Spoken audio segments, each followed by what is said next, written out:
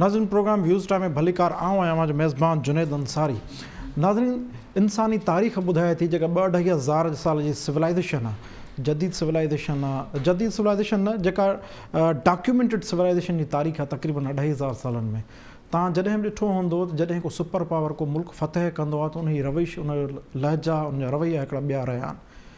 ऐं उनखां पोइ जॾहिं उहे सुपर पावर उहे मुल्क छॾींदा रहिया आहिनि त हुननि जा लहजा रवैया बदिलियल आहिनि। जेकॾहिं 2-2.5 सालनि जी तारीख़ खे ॾिसिजे जेका जदीद दौर खे टच करे थी, जॾहिं इंसानु इर्तिक़ाई दौर में गुज़रे थो ऐं इंडस्ट्रियल रेवोल्यूशन अचे थी त सुपर पावर्स जेके दुनिया ते डोमिनेंस रखनि पिया उनजा रवैया तब्दील थींदा रहिया।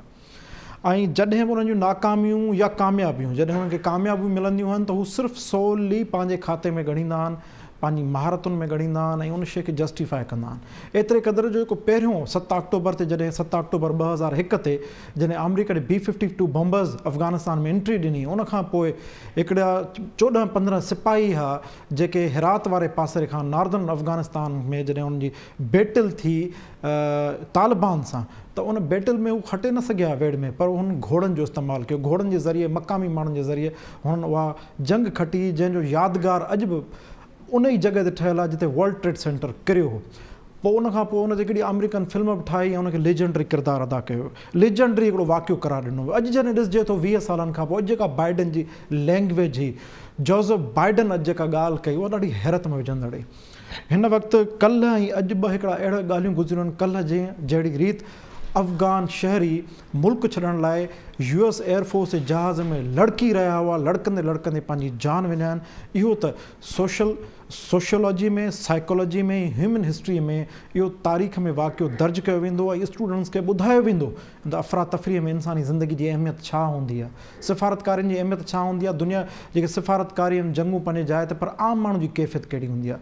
पर उनखां वधीक जेका स्टेटमेंट अहम आई उहा आई सदर जोसेफ बाइडन जी, जंहिं चयो त असां अफ़गानिस्तान जी नेशन बिल्डिंग करणु कोन विया हुआसीं, यानी अफ़गानिस्तान जी क़ौमी तामीर करणु कोन विया हुआसीं, नई सर तामीर न पिया कयूं, न को असां उते कंहिं रेबिलियन खे मुंहुं ॾियणु विया हुआसीं, यानी का बग़ावत कुचलणु विया हुआसीं। असां उते विया हुआसीं दहशत गर्दनि जे ख़िलाफ़ु कार्रवाई करण लाइ, जंहिंमें उन्हनि जो टारगेट हो अल-क़ाइदा ऐं उसामा बिन लादेन खे पकड़णु। उहो उन मिशन में कामयाबु रहिया आहिनि।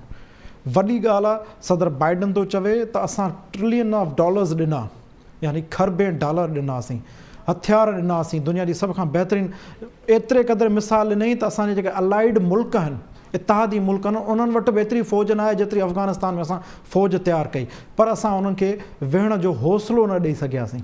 हैरत अंगेज़ तौर ते तालिबान बि हैरान आहिनि त फ़ाल ऑफ काबुल ईअं थियो बग़ैर विढ़े। ख़ुदि जेके मिनिस्टर्स आहिनि कैबिनेट में जेके गॾु हुआ अशरफ गनी सां, उहे हैरान हुआ। उन्हनि बि चयो असांखे असांजा हथ पुठिते ॿधी हू निकिरी वियो ऐं ख़ुदि अमेरिका बि हैरत में आहे। पर हिते इन ई मौज़ू ते ॻाल्हाइण लाइ असां सां गॾु जॉइन हिन वक़्तु असांखे पैनलिस्ट जी टीम जॉइन कयो, जंहिंमें शामिल डॉक्टर जमील अहमद ख़ान साहब, डॉक्टर रफ़ीक चांडियो साहब, नसीर मेमन साहब ऐं इज़हार साहब। मां सभ खां पहिरियों नसीर मेमन साहब ॾिलां थो। नसीर साहब, 2 वाक़िया ॾाढा झंझोड़ींदा आहिनि, कई पासा आहिनि। हींअर त फ्यूचर गवर्नमेंट ते ॻाल्हाए सघिजे थो, तरजीहुनि ते ॻाल्हाए सघिजे थो, छा थियो सभिनि ते ॻाल्हाए सघिजे थो, पर जेके ह्यूमन एंगल, जीअं जहाज़ में लड़की माण्हू किरी रहिया हुआ, हिकिड़ो इहो वाक़ियो। ॿियो बाइडन जो इहो चवणु त असां को नेशन बिल्डिंग लाइ न आया हुआसीं, न को असां कंहिं बग़ावत खे कुचलण लाइ आया हुआसीं, असां त काउंटर टेररिज़म लाइ आया हुआसीं, उन में असां कामयाबु वियासीं। किथां ॾिसो हिकिड़े स्टेटमेंट खे ऐं हुन लम्हनि खे तव्हां? जीअं 9/11 वारा जेके फुटेजिस आहिनि ऐं इमेजिस आहिनि, उन्हनि दहाकनि ताईं माण्हुनि खे ज़हनी तौर कैप्टिवेटेड रखियो आहे। अॼु बि उहे मंज़र साम्हूं तव्हां ॾिसो था या ॿीहर रिवाइंड करे ॾिसो था या कंहिं गूगल करे था, तव्हां उन लम्हे में वापसि हलिया था वञो ऐं इहे ईंदड़ दहाकनि ताईं इहे इमेजिस इंसान खे हांट कंदा। बिल्कुलु इहे ई अमेरिकी जहाज़नि सां चंबड़ी उॾामी निकिरण जी कोशिशि कंदड़ उहे अफ़गानी जेके हेठि किरिया ऐं किरनि था ऐं मरी था वञनि, इहे इमेजिस बि दुनिया खे हांट कंदा, सुपर पावर्स खे हांट कंदा। रही ॻाल्हि जो बाइडन जे स्टेटमेंट जी, जो बाइडन अॼु ॿियूं बि काफ़ी इंट्रस्टिंग ॻाल्हियूं कयूं। हुनमें चयो अथई जेको तव्हां चयो की असां फ़ौज बि ठाहे त सघियासीं, पर हुनखे जंहिंजो सरबराह मुल्क करे भॼी वियो उन क़ौम खे लाइ विढ़ी त नथा सघूं। ख़ैर जो बाइडन खां पुछे त सरबराह तव्हां ई मुसलित कया हुआ। तो हिकिड़ी ॻाल्हि हिस्ट्रीअ में जेका वरी वरी साबित थिए पई सोवियत आर्मी के दौर में जॾहिं दाख़िल थी हुई अफगानिस्तान में तॾहिं one of the powerful most armies मां हुई। उन वक़्तु बि उहा अमेरिका के कोल्ड वार में सॼी दुनिया में मुहदे बि थी, तमामु पावरफुल वार मशीनरी हुई उन वक़्तु। 88 में जेनीवा काट खां पोइ निकिता ऐं पोइ बि अञा उन्हनि ते एतिरो दमखम छॾियो हो जो नजीब 3 साल कढी वियो ऐं पोइ बि अमेरिका ऐं पाकिस्तान ऐं इन्हनि जी सपोर्ट सऊदी अरब जी सपोर्ट खां पोइ वञी तालिबान कब्ज़ो करे सघिया। पर जेकर इहे ॿाहिरियों क़ुवतूं मुदाख़लत न कनि हा त जेको USSR हुन वक़्तु अफ़गानिस्तान में नजीब खे जेतिरो या अफ़गानिस्तान जे एडमिनिस्ट्रेटिव स्ट्रक्चर खे एतिरो पावरफुल करे विया हा जो कोलेप्स कोन थिए हा। ही बिल्कुलु अमेरिकन उन्हनि जे अफ़गानिस्तान जो पंहिंजे हिफ़ाज़तुनि जी मदद सां उनखे किरायो। पर हिननि जो असरु ॾिसो 20 साल वेठा $1 ट्रिलियन ख़र्च करण खां पोइ 20 ॾींहं बि न हली सघियुनि सिस्टम पुठियां, छो त थोड़ियुनि खे बीठल हो। सही थो चए बाइडेन त हथियार ॾेई था सघूं, वेड़ जो जज़्बो किथां ॾियूं, हौसलो किथां ॾियूं? हू जज़्बो किथां ॾिना? हुननि जी त वेड़ हुई कान। हुन लाइ त हिकिड़ी नौकिरी हुई, हुनखे त पघार ते मिली जॾहिं पघार पंथी जज़्बो हो ख़ुदा हाफ़िज़। तव्हां ॾिसो 3-4 महीननि खां फ़ौजियुनि खे पघारूं न मिलियूं, हुननि हथियार कपाए छॾिया। उहा नेशनल आर्मी त हुई कान, उहा अमेरिकन मर्सनरी फोर्स वांगुरु हुया। तंहिंजे करे तव्हां ॾिसो त उहे विढ़ण खां परे बि तमाशा ई थी ॾिसंदा रहिया। जी नसीर साहब। डॉक्टर जमील साहब तव्हां मूंखे ॿुधी रहिया आहियो सर? बिल्कुलु क्लियर आवाज़ आहे सर। ॾाढा घणो सर ॻाल्हाए सघिजे थो, पाण घणो हुन ते तफ़सीली तजिया बि कया आहिनि। जेका सिचुएशन पहिरियां मुमकिन हुई ऐं तव्हांजा तजिया तक़रीबन सही साबित थिया, दुरुस्त साबित थिया। जेको तव्हां तजियो हिन मुंहिंजे प्रोग्राम में कयो त हीअ 90 ॾींहंनि जी रांदि न आहे, तव्हांखे 30 ॾींहंनि ऐं हफ़्तनि में नज़र ईंदो ऐं उहो बिल्कुलु ईअं थियो। पर हाणे सुवाल मां ॾाढो ह्यूमन एंगल जे पासे खां कयां थो सर। तव्हां अॻे केतिरनि ई मुल्कनि में सफ़ीर रहिया आहियो, फॉरेन पॉलिसी एक्सपर्ट आहियो, तव्हांजी ख़ुदि जेको आहे ह्यूमन राइट्स ते जेको सुठो कमु थियल आहे। इहे जेके इमेजिस हुआ कल्ह जहाज़ में लड़कण जा, 3 खां 4 माण्हू हुआ जेके जहाज़ में लड़कनि पिया, पोइ उन जा लाश किरिया आहिनि। इन इमेजिस जो जेके बि असांजे सोशल साइंसिस आहिनि, हाणे चवनि था जेके तजिए निगार आहिनि त सोशल साइंसिस में इवन जेको आहे तारीख़ में इमेजिस पढ़ाया वेंदा, रेफरेंस तौरु कोट कया वेंदा। इन्हनि जो केतिरो इम्पैक्ट पवंदो, नंबर 1। नंबर 2, बाइडेन जो चवणु, बाइडेन चवे थो त असां उते जंहिं मक़सद सां आयासीं उसामा खे मारणु ऐं दहशतगर्दनि खे ख़तमु करणु, उहो असां कयोसीं। असां नेशन बिल्डिंग लाइ आया ई न हुआसीं। पर दुनिया त इहो सोचे रही हुई त जेकॾहिं अमेरिका आयो आहे त तालिबान खे मुकमल तौरु ख़तमु कंदो ऐं ख़तमु इन सोच खे ख़तमु कंदो ऐं हिकु नए अफ़गानिस्तान जो बुनियादु विझंदो। तव्हां इन स्टेटमेंट खे ऐं इन इमेजिस जे इम्पैक्ट खे किथां ॾिसो? न, स्टेटमेंट जेका इहा जो बाइडन ॾिनी 8 जुलाई ते बि ॾिनी, पोइ काल्ह बि ॾिनी स्टेटमेंट जो बाइडन आहे न, उहो डोमेस्टिक कंज़म्पशन लाइ त बिल्कुलु ज़ाहिर आहे। सदर आहे, उनखे पुराणो सदर ट्रम्प चवे थो त रिज़ाइन कर, तूं नाकाम थी वियो आहियां। दरअसल ॻाल्हि इहा आहे त इहा त हिकिड़ी कंसिस्टेंसी ऑफ पॉलिसी हुई। मां चवां थो तव्हांजी उन ॻाल्हि ते त असां नेशन बिल्डिंग लाइ न विया हुआसीं, पर पहिरियां अचूं था पिया उन्हनि इमेजिस ते, ऐं पहिरियां अचूं था पिया त डोमेस्टिक पॉलिटिक्स लाइ उन्हनि इहे ॻाल्हियूं कनि था पिया। उहा ज़ाहिर आहे इंटरनेशनल कम्युनिटी बि उहा ॿुधे थी पई ॻाल्हि, ऐं इंटरनेशनल कम्युनिटी लाइ बि उहा ई ॻाल्हि आहे त असां हुते नेशन बिल्डिंग लाइ न विया हुआसीं, असां अलक़ाइदा खे डिसमेंटल करण विया हुआसीं ऐं जेके दहशतगर्द तंज़ीमूं आहिनि, ऐं असां पंहिंजे यानी त असां अमेरिकन सरज़मीन ते उतां को एक्शन न थिए इन करे असां हुते विया हुआसीं। उहो असां न्यूट्रलाइज़ करे आया हुआसीं। असांजे एलाइड्स जेके हुया उन्हनि लाइ बि असां सोचियोसीं त ख़तरो न पवे, उन्हनि जे मुल्कनि में बि अफ़गानिस्तान सरज़मीन इस्तेमालु न थिए, इन करे असां हू कमु करे छॾियोसीं। हाणे असांजो कमु छुटो, पर उन ई तक़रीर में, उन ई एक्सप्लेनेशन में जेके अख़बारी नुमाइंदा पुछनि पिया, चवे पियो त हा असांखे सरप्राइज़ ज़रूरु मिलियो आहे। असांखे बिल्कुलु थोरो इन में सरप्राइज़ इन करे मिलियो आहे त असां सोचियोसीं त हीअ ईंदा सितंबर ताईं, इन्हनि खे आराम सां कुझु जहिड़ो कुझु फोर्स बीहंदी पंहिंजे पेरनि ते, अफ़गानिस्तान जी फोर्स। असां उन्हनि ते एतिरा पैसा ख़र्च कया आहिनि। ऐं पोइ चवे पियो त जे अफ़गानिस्तान जी फ़ौज नथी विढ़े त अमेरिका जी फोर्स छो विढ़े। अंदाज़ो कयो न, जुमिला तव्हां ॾिसो, तव्हां चओ था पिया त रेफरेंस ऐं रिसर्च लाइ इहे जुमिला इस्तेमालु थींदा। हाणे अचूं था पिया उन ॻाल्हि ते, इमेजिस ते। हाणे इमेजिस जेके आहिनि, इहे इमेजिस हक़ीक़त आहे त इंसानी तारीख़ में ऐं ह्यूमन राइट जे हवाले सां इहे इमेजिस तमामु इंसान जे ज़हन खे झुंझलाइण लाइ इहो इमेजिस जेके हमेशह ये इस्तेमाल थींदा, ये माण्हू ॾिना वेंदा, ते माण्हू जेके छो जान पिया बचाइनि। ॾिसो न हाणे हिन में को ॿियो नुक़्तो थो थिए ते माण्हू छो जहाज़नि सां चिमड़िया पिया हुआ, उन्हनि खे ख़बर न हुई, उन्हनि खे हिकिड़ो बल्कि मामूली आसरो हो त मतां को दरवाज़ो खोले को छिके वठे अंदरि असांखे। उन लाइ उन्हनि 99% जेको आहे रिस्क वरितो त चिमड़ी पिया त असांखे को छिके वठे अंदरि, उन्हनि खे ख़बर हुई त असां मरंदासीं, त उन्हनि प्रेफर सर माफ़ कजो सर थोरो इंटरप्ट कयूं था, छाजे करे हिते ॾाढो हिकिड़ो ह्यूमन एंगल जो सेंसिटाइज़ पोज़ीशन आहे जीअं तव्हां ॿुधायो त माना हिकु फ़र्द खे ख़बर आहे त 99% मौत आहे ऐं उहो फ़र्द 99% मौत क़बूलण लाइ तयारु आहे, छाजे करे उन रनवे ते हज़ारे माण्हू आहे, हज़ारे माण्हू। ऐं अक्सर जेकॾहिं पाण थोरो तजियाती एंगल खां ॾिसूं त पैंट शर्ट पातल आहे, विदाउट बियर्ड हा, ऐं ॾिसण में अचनि पिया त उहे बदिलियल अफ़गानिस्तान जा माण्हू आहिनि। उहे यानी बदिलियल अफ़गानिस्तान जे माण्हुनि में ख़ौफ़ जी फिज़ा एतिरी हुई जो हुते उन्हनि खे यकीनी मौत नज़र अचे पियो। हिते 1% जी ज़िंदगीअ ते बि हलंदड़ जहाज़, छाजे करे अॼु जे ह्यूमन घटि में घटि अॼु जे इंसान खे एतिरी त तवका हूंदी त हलंदड़ जहाज़ में माण्हू मरंदो ई सही, तंहिं हूंदे बि 1% ते उहे अचण लाइ तयारु आहिनि, त माना तालिबान जो ख़ौफ़ अञा ताईं एतिरो बरक़रार आहे। हाँ, इन में ॿ एंगल आहिनि न। तालिबान जो ख़ौफ़ उन्हनि माण्हुनि में ओतिरो ई बरक़रार आहे जेको 90 ॾहाके में हो। हालांकि तालिबान हर पंहिंजे बयान में सुहेल शाहीन थो चवे जेको उन्हनि जो स्पोक्स पर्सन आहे, मोहम्मद नईम थो चवे उनजो स्पोक्स पर्सन तालिबान जो, ते असां बिल्कुलु सभिनीनि खे आम माफ़ी था ॾियूं। ऐं उन में कल्ह CNN इंटरव्यू पई करे, उहो CNN वारी anchor person Clarissa chief international correspondent जेका क्लैरिसा, हा एग्जैक्टली ऐं पियो तव्हां ॿुधो उनखे त उन चयो त 22 माण्हू तव्हां एग्जीक्यूट कया आहिनि। उन एग्ज़ाम्पल ॾिनी ऐं चयो त CNN वारनि इन्वेस्टिगेट कयो आहे त इहा सही आहे। त सुहेल शाहीन पियो चवे त मां बि इन्वेस्टिगेट कयो आहे तालिबान जो जे तरफ़ां, ऐं इहा ॻाल्हि ग़लति आहे। उन्होंने त मतिलबु इहो आहे, तव्हां वारी ॻाल्हि ते अचूं था पिया, इहा मिसाल इन करे ॾिनी त माण्हुनि में ख़ौफ़ त आहे। माण्हू या त उते जान ॾियनि जेके एलाइड फोर्सिस सां कमु पिया कनि, या जेके गवर्नमेंट में हुया उन्हनि खे इहो ख़दशो ऐं ख़तरो आहे, उहो उन्हनि खे यकीन नथो अचे।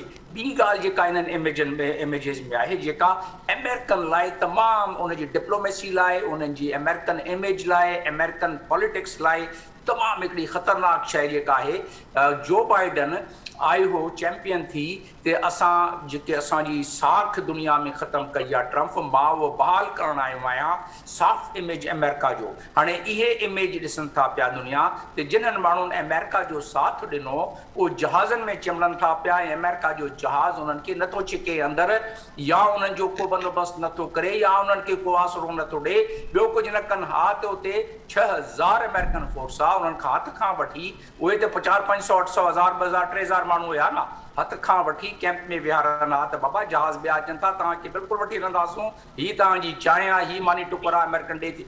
अमेरिका जो बिल्कुलु अमेरिकन्स था चवनि था, उनजी मीडिया ॾिसो, उन्हनि जा हाणे इंटेलेक्चुअल ॾिसो, उहे था चवनि त अमेरिकन्स तां ट्रस्ट ख़तमु थी वियो माण्हुनि जो इहे इमेजिस ॾिसी। त इन जे करे इहे ऐं सिक्योरिटी काउंसिल जा जेके कल्ह इजलास थियो आहे उन में तव्हां ॾिसो त ॻाल्हि बि नज़र पई अचे। अॻिते हली तव्हां उन ते तव्हां चाहींदो, छो जो इम्पोर्टेंट इजलास हो सिक्योरिटी काउंसिल जो, उनजी उनजी स्टेटमेंट बि अची वई आहे सिक्योरिटी काउंसिल जी, त उन ते बि अॻिते वञी डिस्कस करे वठंदासूं। ॿिया दोस्त भले ॻाल्हाए वठनि। जी इज़हार साहब मां तव्हां ॾे ईंदुसि, ख़ासि तौर ते ॿ जेके मूं सुवाल रखिया आहिनि बुनियादी। हिकिड़ो जीअं ॾाढो ज़बरदस्त ॻाल्हि कई डॉक्टर जमील साहब, त हाणे अमेरिका में ख़ुदि अंदरि डिस्कस शुरू थी वियो आहे त तव्हां ते दुनिया ट्रस्ट हाणे छो करे, त इख़लाक़ी तौरु घटि में घटि एतिरो करे सघनि पिया त जहाज़ 2-3 कलाक लेट थी वञे हा, या उते का अरेंजमेंट कनि हा, जहाज़ मां लड़की माण्हू जेके किरनि पिया उनजो इम्पैक्ट केतिरो पवंदो। ऐं ज़ाहिर आहे सॼी तारीख़ में हाणे लिखिया वेंदा, ज़ाहिर हाणे हींअर त विजुअल्स आहिनि उहे सॼी कोट थींदा हर जाइ ते। त हाणे अमेरिका सां दुनिया में बीहण लाइ केरु तयारु थींदो न थींदो, नंबर 1। नंबर 2, बाइडन जी जेका स्टेटमेंट आहे, असां नेशन बिल्डिंग लाइ न वियासीं, असां दहशतगर्दनि खे ख़तमु करण लाइ वियासीं, असां ख़तमु कयो। ऐं हाणे जज़्बो किथां आणियूं, $1 ट्रिलियन त ख़र्चु कयासीं, पर हिननि खे वेड़ जो जज़्बो किथां आणियूं। ऐं ख़ुदि बाइडन बि हैरत में आहे त हीउ एतिरो जल्दी जेको आहे सभु कुझु थी वेंदो, असांखे उमेद न आहे।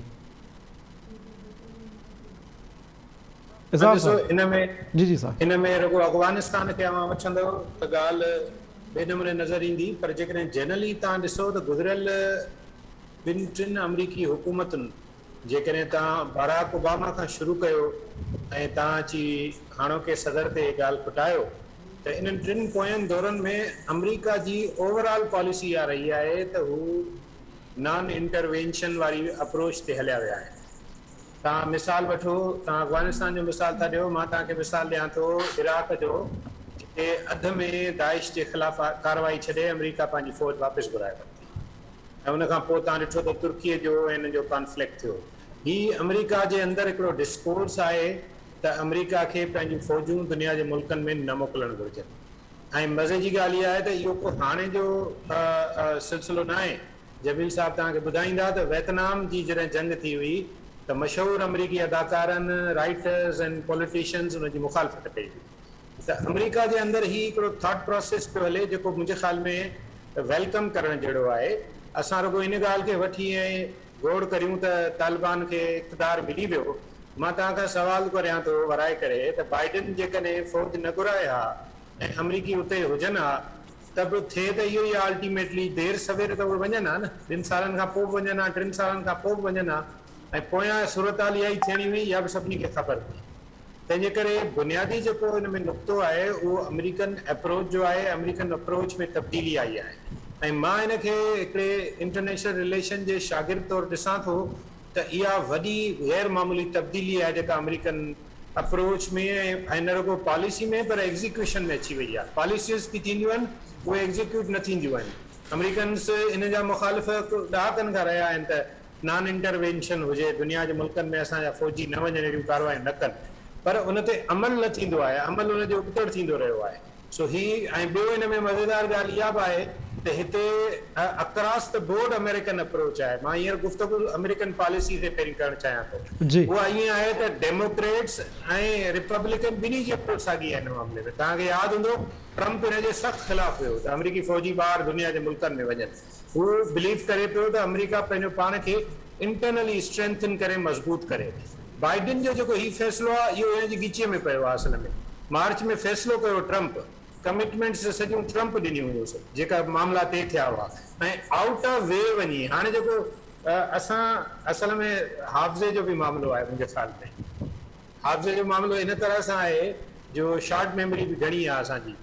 असां खां ऐं तव्हां खां सभिनी खां विसरी वियो हूंदो त तालिबान जॾहिं अमेरिकन सां दोहा में एग्रीमेंट साइन पे कयो, उहो ई साॻो हमराह जेको अॼु जहाज़ में चढ़ी अचे पियो कंधार, मुला ब्रादर, इहे साॻे माण्हू सहियूं कयूं तालिबान जे तरफ़ां, जेको हुननि जो नाइब अमीर हुओ जॾहिं मुला उमर हुननि जो अमीर हुयो। ऐं उन एग्रीमेंट ते सभ खां वॾी मुखालफ़त कंहिं कई हुई? अशरफ गनी कई हुई। छाकाणि त हुन चयो त हिन ते एग्रीमेंट ते सहियूं करण जो मतिलबु आहे त तव्हां ऑफिशियली लिखी पढ़ी तालिबान खे अफ़गानिस्तान ॾेई छॾियो। हाणे इहो यादि कजो त इहा 6 महीना अॻे जी ॻाल्हि पई हले। जी बिल्कुलु दोहा एग्रीमेंट में थियो, जंहिंमें सिराजुद्दीन हक़ानी वारा सभु उन में हुआ ऐं मुला ब्रदर सभिनि खे जेको आहे नुमाया थी उन्हनि जो कयो। पर हिते सुवाल इहो थो पैदा थिए जेको मूं तव्हांखे इन ॾे अचूं था पर्सपेक्टिव जंहिं तव्हां बयानु कयो पिया त अमेरिकन पॉलिसी में शिफ्ट आई आहे ऐं उन पॉलिसी शिफ्ट जे करे ई सभु कुझु थियो आहे।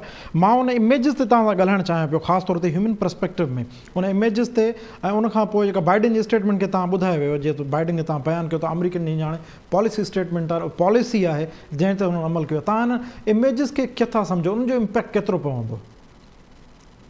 ॾिसो, जंग जेका हूंदी आहे न उहो आहे त ॾाढी अजीब ॻाल्हि, पर हिकिड़ो ही इन जी हिकिड़ी रियलिटी आहे। जंग जी पुॼाणी जॾहिं थींदी आहे या जंग जी शुरूआति थींदी आहे, ॿई पंहिंजूं तबाहियूं खणी ईंदी आहे। ही जंग जी पुॼाणी आहे हिकिड़े तरफ़ सां, छाकाणि त हिकिड़ी दौर शिकस्त ऑफिशियली मञी आहे। अशरफ गनी, मां पाण त नथो चवां, अशरफ गनी बि मञियो आहे, अमेरिका बि मञियो आहे त असां हारायोसीं, तालिबान कटे विया असांजा। उहो हींअर न, जॾहिं दोहा एग्रीमेंट थियो तॾहिं। हाणे ॻाल्हि इहा आहे त इन में ही जेके माण्हू आहिनि बिल्कुलु उन्हनि जो ह्यूमन जेको साइड आहे न, जंग जो जेको इंसानी पहलू आहे न, उन ते त गुफ़्तगू ई न थींदी आहे।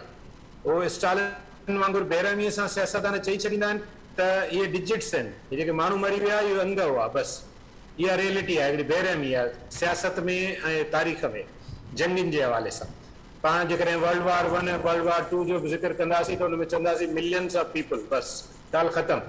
हिते बि ईअं ई आहे, ऐं इहो ई सबबु आहे जो नंढड़ी ॿारड़ीअ जी जेका वीडियो रिलीज़ थी आहे सोशल मीडिया ते, उन में उहो इहो ई त चवे थी त असां तव्हांजे कंहिं कम जा न आहियूं, असांखे तव्हां छॾे ॾिनो, असांखे तव्हां इग्नोर करे छॾियो, असांखे तारीख़ में तव्हां मेसारे छॾियो, छाकाणि त असां अफ़गानिस्तान में जा आहियूं। इहा जेका अफ़गानी माण्हुनि जे अंदरि हिकिड़ी हिस्टोरिकली फीलिंग आहे फीलिंग माना इन सेंस में आहे त दुनिया जूं समूरियूं ताक़तूं फिरी गिरी अची अफ़गानिस्तान ते टुटनि थियूं।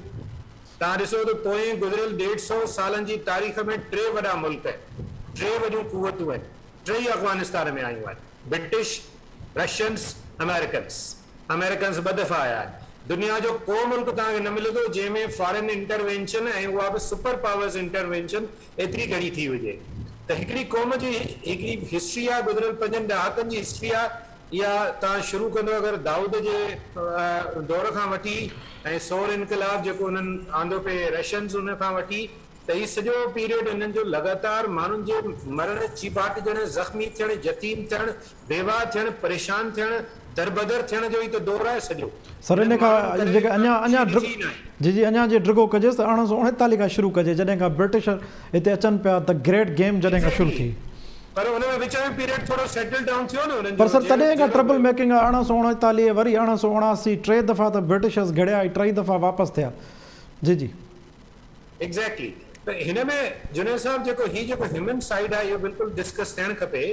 पर इन सां गॾोगॾु हिकिड़ो ॿियो पहलू जेको जॾहिं शयूं नतीजा कढबा आहिनि न, त उन में जुज़वियात जे वधण बदिरां पाण खे बेसिक शयूं ॾिसणियूं पवंदियूं। हिकिड़ी शइ पाण ॾिठीसीं त इंसानी जेके जज़्बा आहिनि, कमिटमेंट्स आहिनि, कंहिंखे ॻाल्हि वणे या न वणे, उन्हनि कमिटमेंट्स जे तहत ई हिननि खे शिकस्त आई अमेरिकन्स खे। अमेरिकन पाण मञियो त बाबा असां हथियार बि ॾिना, ट्रेनिंग बि ॾिनी, साईं वारी चवणी जमील साहब रे डॉलर बि ॾिना, पर असां भला विढ़ण जे लाइ त उन्हनि खे आमादा न पिया करे सघियासीं न। हिकिड़ो पहलू इहो आहे। पर उन जे अंदरि हिकिड़ो वॾो पहलू अथव, उन ते गुफ़्तगू ई नथी थिए। उहो पहलू कहिड़ो आहे? तव्हां नोट करियो, तव्हां सभु ॻाल्हियूं छॾे ॾियो जेके तालिबान जी हिन समूरी कार्रवाई जे दौरान ऐं स्विफ्ट कार्रवाई, स्विफ्ट सफ़ाई जेका उन्हनि अफ़गानिस्तान में कई, उन सॼी कार्रवाईअ जे दौरान हिकिड़ी जेका सभ खां अहम मूवमेंट तव्हांखे नज़र ईंदी त अफ़गान एयरफोर्स हिकिड़ी बि कार्रवाई न कई आहे तालिबान जे ख़िलाफ़। जी उनखे कोट कयो आहे, ख़ुदि बाइडन कोट कयो आहे। अमेरिकन चवनि वेठा असां त हिनखे जहाज़ बि ॾिनो, बाइडन ख़ुदि चयो त असां हिनखे एयरफोर्स ठाहे ॾिनी। वरी चवां थो त जुज़वियात ते न वञो। अफ़गाननि जनरली हिकिड़ी अप्रोच रखी त साम्हूं वारो बि अफ़गानी आहे, मां बि अफ़गानी आहियां। तव्हां नोट करियो, हुननि पंहिंजे वरी हुननि गवर्नर सां, जलालाबाद जे गवर्नर सां कीअं ट्रीटमेंट कई तव्हां ॾिठी? हुनखे गाॾी ते विहारे आराम सां मज़े सां हुनखे मोकिलियूं। जेतिरा बि फ़ौजी हुननि गिरफ़्तार कया आहिनि उन्हनि सां सिर्फ़ु 2 शयूं कंडीशन रखियूं, change your uniform, surrender your weapons. बसि का बि टी सज़ा कोन्हे, कुझु बि कोन कयो अथनि हुननि सां। सभिनी खे चयो पंहिंजे घरनि ॾे वञो, यूनिफॉर्म लायो, चेंज कयो ऐं हथियार असांखे हवाले कयो। हाणे इहा जेका सोच आहे इहा वरी अफ़गानी सोच हुई। उहो बि साम्हूं वारो बि अफ़गानी, हिन पासे बि अफ़गानी, हुननि अकोमोडेट कयो हिक ॿिए खे। जी इहा हिकिड़ी अहम नुक़्तो आहे, छाकाणि त अफ़गानीअ जे मिज़ाज में हिकिड़ी ॻाल्हि अथव, अफ़गानी केरु बि ॿाहिरियों माण्हू हूंदो न, जी इहो तव्हां जमील साहब खां बि ज़रूरु ओपिनियन वठिजो। अफ़गाननि वटि हिकिड़ी शइ स्टैंडर्ड आहे, पोइ be it Hamid Karzai, be it ABCD, be it Taliban, foreign intervention ऐं फॉरेन फोर्सेस खे कतई पंहिंजे सरज़मीन ते पसंदि न कंदा आहिनि। जी ज़ार साहब, हलूं था डॉक्टर रफ़ीक चांडी साहब। डॉक्टर साहब, हीअ जेको तव्हां अॼु कल्ह बि जेके विजुअल्स ॾिठा हूंदा जहाज़ में लड़की किरण वारा, इन जो अफ़गान सोसाइटी ताईं वर्ल्ड ओवर केतिरो इम्पैक्ट पवंदो? छाकाणि डॉक्टर जमील साहब चयो, डॉक्टर जमील साहब असांखे आगाह कयो त हींअर अमेरिकन में ख़ुदि अंदरि डिस्कस थी रही आहे त तव्हां ते दुनिया हाणे एतमाद छो करे, तव्हांजो एतमाद दुनिया तव्हां दुनिया जो एतमाद खॼी वियो आहे ऐं तव्हां दुनिया खे पहिरियां गॾींदा आहियो पंहिंजे मफ़ादनि लाइ, उनखां पोइ उनखे ॾुखियाई में छॾे ईअं हलिया वेंदा। नंबर 2 ऐं इम्पॉर्टेंट हुयो त बाइडन जी स्टेटमेंट खे ओवरऑल किथां ॾिसो? उहो चवे थो तव्हांखे असां हथियार ॾिना, पैसा ॾिना, हाणे वेहण जो जज़्बो किथां आणियूं? असां नेशन बिल्डिंग लाइ विया ई कोन हुआसीं, असां त दहशतगर्दनि जे ख़ात्मे लाइ विया हुआसीं, उहो असां ख़ात्मो करे छॾियो। जी सर। ॾिसो जुनेद, सुठो डिस्कशन कयो आहे सभिनी दोस्तनि। मां सम्झां थो त बाइडन जो जेको बयानु आहे उन में हिकिड़ो प्रॉब्लम आहे। उहो प्रॉब्लम इहो आहे त बाइडन चए थो असां नेशन बिल्डिंग करण न विया हुआसीं, हिते टर्मिनोलॉजी ठगी थो करे। नेशन बिल्डिंग जो बिल्कुलु न आहे, पर तव्हां कैपेसिटी डेवलपमेंट जो वाइदो कयो हो। तव्हां इहो चयो त असां अफ़गान आर्मी, अफ़गान जी जेका गवर्नमेंट आहे उनजी कैपेसिटी डेवलप कंदासीं, उहो मुल्क खे पंहिंजे सिर हलाए सघंदा ऐं पोइ वेंदासीं। इहो बिल्कुलु क्लियर आहे। इहो सभिनी जेके बि प्रेसिडेंट आया उन सभिनी इहो चवणु आहे ऐं क्लियर बयान आहिनि। पर हाणे तव्हां चओ था त बाबा नेशन बिल्डिंग, हाणे जॾहिं ख़बर पई आहे त कैपेसिटी बिल्डिंग नाले जेको बि सभु थियो उहो धोखो हो, त हाणे बाइडन पंहिंजी जेका आहे सा उहो बयानु थो ॾिए त अमेरिका इहो करे सघियो पिए ऐं सभु कुझु, त विच इज़ मतिलबु त। ऐं ॿी ॻाल्हि जेका हली पए त भई एतमाद छो कनि। एतमाद जी ॻाल्हि जेसिताईं आहे त मां सम्झां थो अमेरिका न अफ़गानिस्तान में बाए जेको आहे सो इन्विटेशन आयो हो ऐं न ई अमेरिका इराक में बाए इन्विटेशन आयो हो। अमेरिका ते एतमाद जी का ज़रूरत कान्हे का, उन्हनि खे का ज़रूरत कान्हे का त कोई उन्हनि ते एतमाद करे। अमेरिका पंहिंजनि मफ़ादनि तहत पंहिंजी जेका पंहिंजो पावर आहे उन खे इस्तेमालु कंदे अची वेंदो आहे ऐं उन ते कब्ज़ो कंदो आहे। जेका उन्हनि कोशिशि वियतनाम में कई उहा ई मेंटेलिटी आहे जेका कंटिन्यू करे थी, जेका कैपिटलिस्ट मेंटेलिटी आहे ऐं पंहिंजे रिसोर्स जे हवाले सां। पर हिते हुननि जो किसो ॿियो हुयो। हाणे सुवालु इहो आहे त इन सॼी सूरत हाल खां पोइ हाणे छा थियणो आहे, इहो वधीक इम्पोर्टेंट आहे। उन जा असरात इम्पैक्ट आहे जेको पाकिस्तान ते, ताजिकिस्तान ते, उज़्बेकिस्तान ते, ईरान ते ऐं ॿियनि सभिनी मुल्कनि ते जेके पाड़ेसरी मुल्क आहिनि उन्हनि ते इमीडिएट पवणो आहे ऐं ॿिया जेके मुल्क आहिनि उहे बि उनजो हिसो उहो खणंदा। सुवालु इहो आहे त इहे जेके इमेजिस आहिनि इहे इमेजिस जेके आहिनि से हिकिड़ी बदइतमादी जो आहिनि, सिंबल आहिनि। तालिबान अचण सां ई चयो हुननि खे ज़ाहिर आहे त हुन जेके मेंटोर्स आहिनि, जेके मेंटोर्स आहिनि उन्हनि सभिनी सम्झा बाबा अॻियां वारो कमु न हलंदो, हाणे तव्हां वेंदो त सभु सूरत हाल ॿी कंदो। त हुननि अचण सां ई फूनरेज़ी वूनरेज़ी न कई ऐं सॼो कयो। पर जेको रिकॉर्ड हुननि जो आहे, जेका हुननि जी आइडियोलॉजिकल बेस आहे, उन बेस खे नज़र रखी करे माण्हू एतमाद कीअं कंदा, छो कंदा। माण्हू एतमाद नथा करे सघनि इन करे छो त हुननि जेको आइडियोलॉजिकल बेस आहे उहो उन में केतिरी बि रिआयत करे सघंदा पर घणो कुझु नथो थी सघे पियो। अॼु हिकिड़ी ख़ातून जो आयो आहे जेको ॾाढो टची क़िस्म जो आर्टिकल लिखियो आहे हुन काबुल ते, उहो तव्हां पढ़ो त ॾाढो ख़ूबसूरत आहे। त चईं असां मतिलबु ख़बर न आहे त सुभाणे छा थींदो। ॾाढो हिकिड़ो ख़ूबसूरत आर्टिकल लिखियलु आहे काबुल जी जेका रोज़मरे जी लाइफ आहे उन ते। ऐं हुन हिकिड़ी ॿार जो फोटो कढियो छोकिरी जो जेका साइकिल ते वञे पई। चई मूंखे ख़बर न आहे त उहा साइकिल वारी छोकिरी घर पहुती आहे न पहुती आहे। इहा सॼी सूरत हाल आहे। अफ़गान जेका सूरत हाल आहे उहा हिन वक़्तु अहिड़े हिकिड़े ट्रांज़िशन फेज़ में आहे, इहो कंप्लीट न थियो आहे त कब्ज़ो करे वरितो आहे, कब्ज़ो कयो आहे। उन खां पोइ जी कहाणी शुरू पई थिए। इहा कहाणी ईअं पई शुरू थिए त हाणे हुकूमत कोalition जो इशू आहे। कोalition में यकीनी तौर ते जेका सूरत हाल ठहंदी उहा वॾी ट्रबलिंग प्रॉब्लम हूंदो। छो त जेके ॿियनि सूबनि मां माण्हू आया आहिनि उन सां जेको दोहा में बि तय थियल हुयो उन तहत हाणे तालिबान हिकिड़ी सुपरमेसी आहे। तालिबान ज़ाहिर पावर शेयरिंग में तमामु वॾा प्रॉब्लम्स थियंदा ऐं पोइ आहिस्ता आहिस्ता नंढा नंढा पॉकेट्स ठहंदा ॿियनि सूबनि में ऐं पोइ जेके आहिनि से रेज़िस्टेंस शुरू थींदी। सो असां ॾिसूं पिया अॻियां बि अनस्टेबल अफ़गानिस्तान ॾिसूं पिया।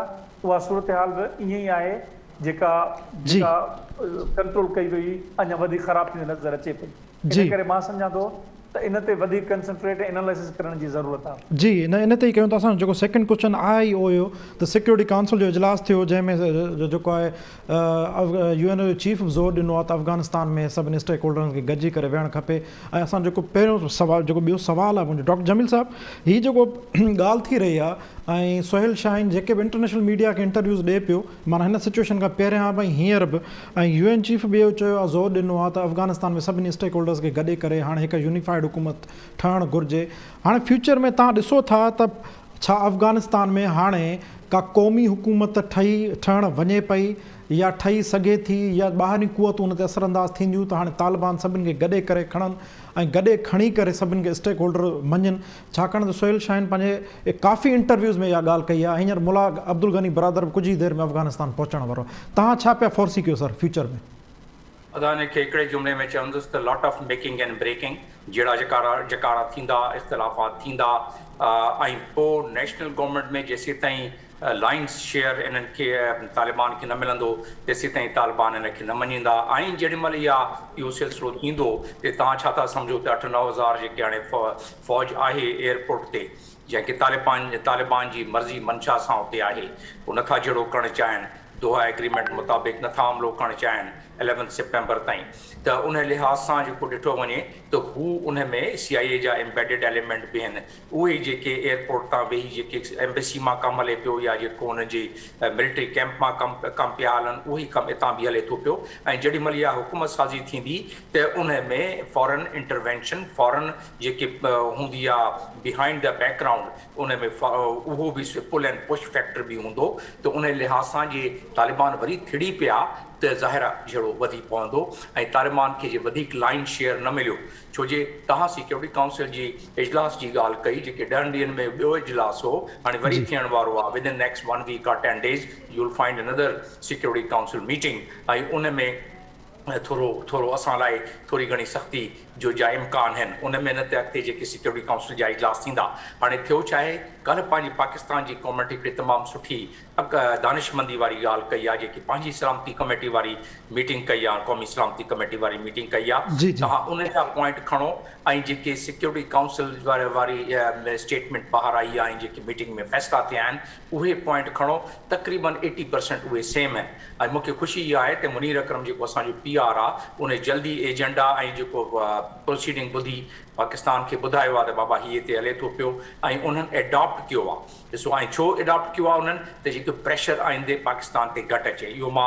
हिकिड़ो ॿियो एंगल बि पेश थो कयां सर इहो अहम एंगल आहे सर मां इन खे थोरो सम्झणु चाहींदुसि माफ़ु कजो जे तव्हां ॿुधायो त असां ते थोरियूं सख़्तियूं थियण वारियूं आहिनि इहो थोरो मूंखे एक्सप्लेन कजो पंहिंजे तज़िये में कहिड़ी नोइयतूं सख़्तियूं थींदियूं ऐं छो थींदियूं ॾिसो समूरा माण्हू दुनिया में बि पाकिस्तान में बि हाणे इहे डिस्कस कनि था पिया त अमेरिका जेके 2 ट्रिलियन ख़र्च करे ऐं जेको इन लिहाज़ सां ॿियनि जी दुनिया जे लिहाज़ सां उन्हनि जो इमेज ख़राबु थियो आहे अमेरिकन जे लिहाज़ सां त ज़ाहिर आहे जेके उन जा पॉलिसी साज़ माण्हुनि जीअं सुमरो साहिबु पियो चवे त उन्हनि ते पॉलिसी पंहिंजी चेंज कई आहे उन्हनि खे ख़बर आहे पर हू त 2 सैकड़ा माण्हू आहिनि न बाक़ी 98% अमेरिकन जेके आहिनि उन्हनि जो ख़्यालु हूंदो आहे त जेके दुनिया जा इंटरनेशनल कानून आहिनि जेके ह्यूमन राइट्स आहे बाक़ी सभु शयूं मां वापसि थो अचां उन पॉइंट ते सिक्योरिटी काउंसिल ऐं पाकिस्तान स्केप गोड अमेरिका खे दुनिया के जेके 47 कंट्री आया हिते उन्हनि खे हाणे स्केप गोड बि खपे ऐं उन्हनि जो हिकिड़ो सॼो नैरेटिव ठहियलु आहे असां छा था सम्झूं त असां छा तालिबान जे टेकओवर खां पोइ उहो नैरेटिव ख़तमु थी वियो आहे हिकिड़ो सुवालु इहो हुते तमामु वॾो जेको असांजे ज़हन में अचे थो पियो त असांजे परमानेंट विज़िट पाकिस्तान खे दरख़्वास्त पाकिस्तान ॾिनी त असांखे मौक़ो ॾियो ऐं सिक्योरिटी काउंसिल जे रूल मुताबिक़ इहो आहे त जेको इफेक्टेड कंट्रीज़ आहिनि उहे दरख़्वास्त ॾेई था सघनि त असांखे मौक़ो ॾियो त असां बि कुझु ॻाल्हायूं उन्हनि खे लास्ट पोएं दफ़े बि न मौक़ो मिलियो इन दफ़े बि उन्हनि खे बिल्कुलु मौक़ो न मिलियो असां इल्ज़ाम था हणूं इंडिया ते बिल्कुलु ठीकु आहे इंडिया ज़ाहिर आहे प्रेसिडेंसी आहे उन वटि सिक्योरिटी काउंसिल जी पर ॿिया बि त मेंबर आहिनि न को मेंबर त चवी आहे चाइना बि उन तक़रीर में बाक़ी समूरनि मेंबरनि जी तक़रीर मां ॿुधी 15 मेंबरनि जी ऐं उन में चाइना जो मेंबर जेको आहे उन पाकिस्तान जो नालो न वरितो उन चयो त जेका पड़ोसी कंट्री आहिनि उन्हनि खे मौक़ो ॾियणु खपे हा त उहे ॻाल्हाइनि पाकिस्तान जो नालो न वरितो इहो न वरितो त उनजी जेका दरख़्वास्त जेका रिजेक्ट करे छॾी आहे चवण जो मक़सदु इहो आहे त इहे जेके टेंडेंसी तव्हांखे नज़र थी अचे जेके नैरेटिव पहिरियां बिल्ट थियल आहिनि उन मुताबिक़ ऐं उतां जा जेके बि दानिश्वर ते छॾियो उतां जा जेके कामूरा सरकारी जेके 4 प्रेसिडेंट सां एडवाइज़र रहिया आहिनि उहे था चवनि त पाकिस्तान सपोर्ट थो करे ऐं सपोर्ट करे पियो इन करे त अफ़गान तालिबान जेके आहिनि उहे कामयाबु थिया आहिनि त इहे इल्ज़ामात जेके आहिनि उनखे पाकिस्तान जी असांजी एफर्ट केतिरी था कयूं हिकिड़ी एफर्ट त कल्ह जेके थी आहे जेकी सलामती काउंसिल कमेटी जी मीटिंग में सुठी एफर्ट थी आहे पर इनखे थोरो कंसिस्टेंसी सां करिणो पवंदो छा थी आहे हू चवनि था पिया त ऑल इंक्लूसिव जेका आहे उहा असांखे करणु खपे त असां इंक्लूसिव नेगोसिएशन पाकिस्तान बि उहो ई थो चवे उहो चवनि था त इंटरनेशनल ऑब्लिगेशन तालिबान खे खपे त इंटरनेशनल ऑब्लिगेशन छा आहे सिक्योरिटी काउंसिल ते चवे त जेके बि ट्रीटीज़ साइन थिया आहिनि जेके बि ह्यूमन राइट एंड यूनिवर्सल जेको आहे डिक्लेरेशन ऑफ ह्यूमन राइट सभिनीनि ते ऐं अक़वाम मुतहिदा चार्टर ते अफ़गानिस्तान जंहिंजो सिग्नेटरी आहे तालिबान उनखे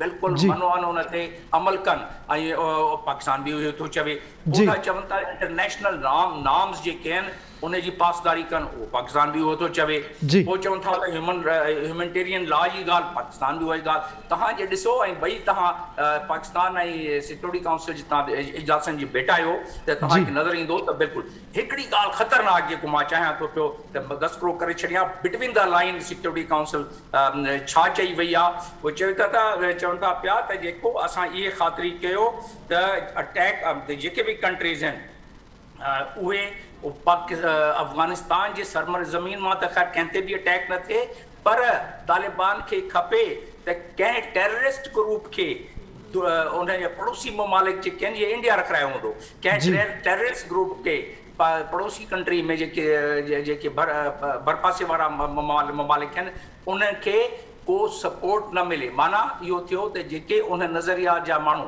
उनजो इशारो मुंहिंजे तजिए मुताबिक़ कश्मीर ते हो ऐं हिते इंडिया में बि इहे ॻाल्हियूं हलनि थियूं पियूं त ऐं तालिबान मां कुझु लीडरनि इहो बयानु ॾिनो आहे, सोशल मीडिया ते हले थो पियो त असां कश्मीर खे हाणे आज़ादु कराईंदासूं। त इहो जुमिलो उन्हनि रखियो आहे त तालिबान इंश्योर कनि त जेके भरपासे वारा मुल्क आहिनि उन्हनि खे, उन्हनि जी तंज़ीमनि खे ऐं उन्हनि जा जेके ग्रुप आहिनि उन्हनि खे कंहिं लिहाज़ सां अफ़गानिस्तान मां सपोर्ट न थिए। माना इहो अहिड़ो क्लास उन्हनि रखियो आहे जेॾी महिल चाहिनि उहो सौगो करे था सघनि।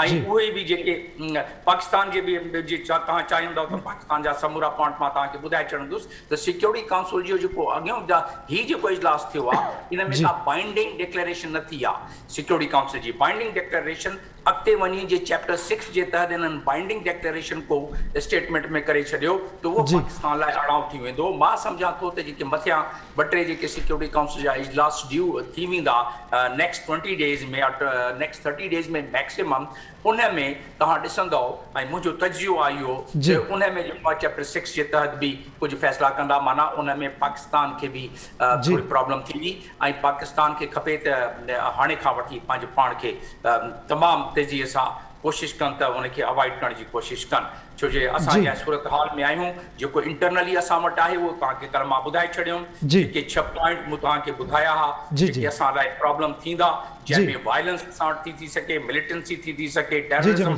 थी सघे, ग्लोबल आइसोलेशन थी सघे, असां वटि फाइनेंशियल प्रेशर असां थी थो सघे ऐं पॉलिटिकल डिस्टेबलाइज़ेशन। मां इहो पहिरियां ज़िक्र करे चुको आहियां ऐं हिन ते तबसरो करे चुको आहियां। इन करे मां रुॻो हिनखे समप पियो कयां त असां लाइ इहे प्रॉब्लम इंटरनली थींदा, एक्सटर्नली मां तव्हांखे ॿुधाए छॾिया सिक्योरिटी काउंसिल जे हवाले सां। जी जमील साहब, तव्हां ॾाढो तफ़सीली बयानु कयो, एक्सटर्नली इंटरनली ख़ासि तौर ते पाकिस्तान जे पर्सपेक्टिव में। इज़हार साहब, टाइम जी खोट आहे, तव्हां ॿुधायो तव्हांजे ख़्याल में हाणे फ्यूचर में अफ़गानिस्तान खे तव्हां कीअं पिया ॾिसो, कहिड़ा चैलेंजिस आहिनि? छा उते का नेशनल गवर्नमेंट ठही सघे थी या ठहणु वञे पई, या इन एफर्ट में केतिरो इनपुट थी सघे थो, केतिरी कामयाब थी सघे थी?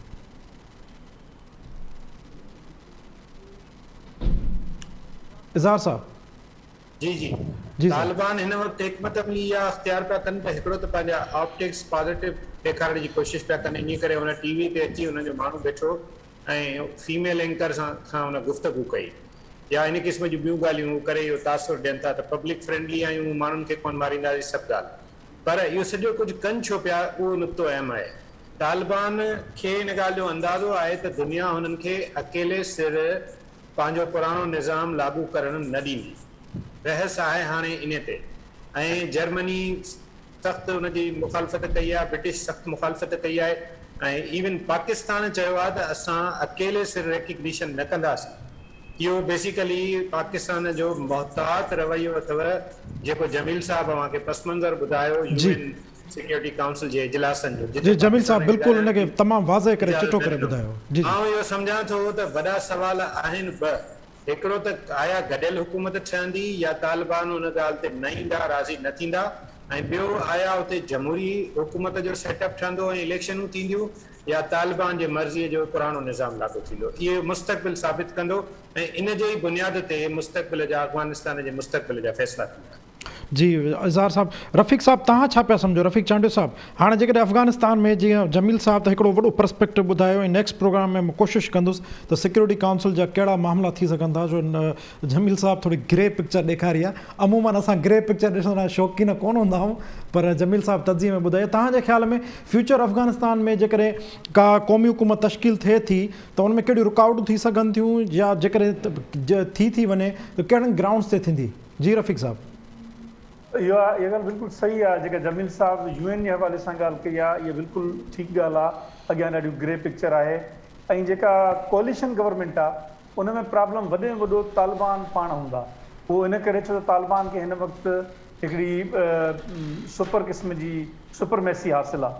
उन सुपरमेसीअ करे जेको लाइन शेयर आहे उहो वठण जी कोशिशि कंदा, ऐं उन लाइन शेयर जे करे ॿिया जेके नंढा नंढा ग्रुप आहिनि, जीअं हज़ारा जो ग्रुप आहे या जेके ॿिया जेके बि ग्रुप उज़्बेकन जो थिए थो, ताजिक थींदा, उन्हनि सभिनी खे अंडरमाइन कंदा। उन सिचुएशन जे करे जेका कोलिशन जो जेको वर्किंग शइ आहे उहा पहिरीं त ठही सघे थी, पर उन खां पोइ अॻियां हली प्रॉब्लम्स थींदा।